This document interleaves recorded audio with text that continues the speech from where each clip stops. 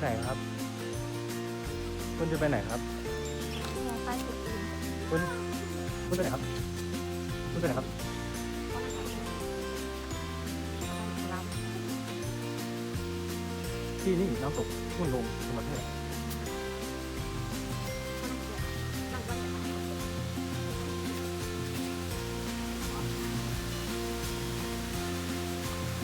ถึงแล้วถึงแล้ว นั่งเดียวเนี่ยครั้งแรกของคุณที่เห็นน้ำตก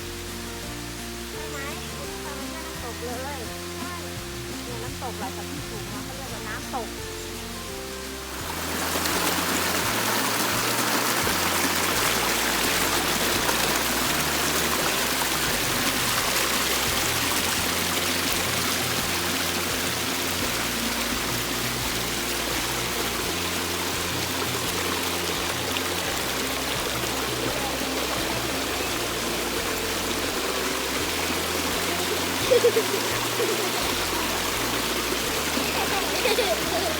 เย้